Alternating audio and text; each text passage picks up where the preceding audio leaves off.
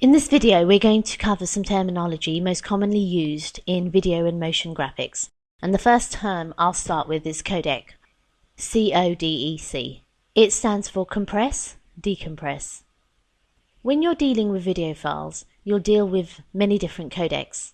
Now, if we open our footage folder, I have a couple of different QuickTime files we can click on.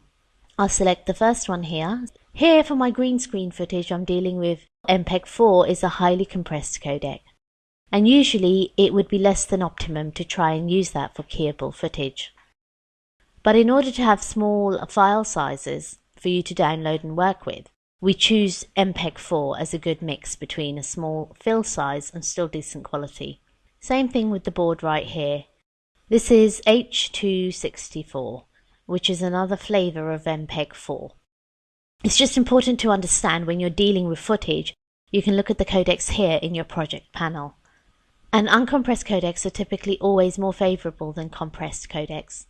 The next term we'll deal with this is channel.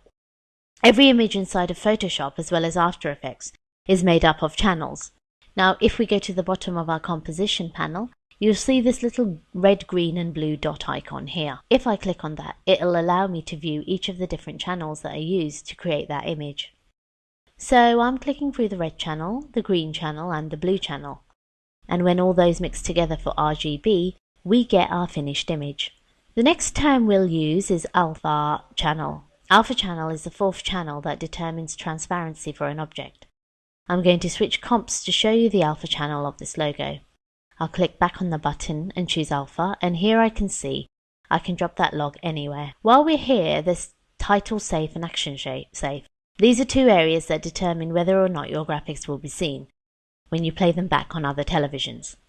Most of the time you want text inside of title safe and your video inside of action safe. Let's go back to our RGB settings here. The next thing is mask. Now masks are created with the pen tool inside of After Effects. And if we select layer 4 here, you can see I've created a mask on this individual layer. Now I'm going to solo this layer, and if I open up my masks here, I can go ahead and change my mask mode. So you can see this mask is cutting out that part of my image. Masking is a process you'll use a lot to build composites. Compositing is a term that's described for layering multiple elements in a scene to create a finished graphic. As we're looking at masks, there's another term called rotoscoping. And a lot of times with video footage, as the video moves frame by frame, you want to cut out that video using masks. And as you adjust the masks, that process is called rotoscoping. You can rotoscope with masks, but you can also rotoscope with other tools like brushes. There's one more term called matte. A matte is different from a mask, in that masks are created with the pen tool and they're drawn on the page. A matte is something that happens naturally with any element that has transparency. For example, our snowboard text up here, I can use that to be a matte to cut out the background video layer. I'm just going to select my video layer and switch to my toggles and modes here. I'll use the alpha channel of this word to create a matte to cut out our video layer.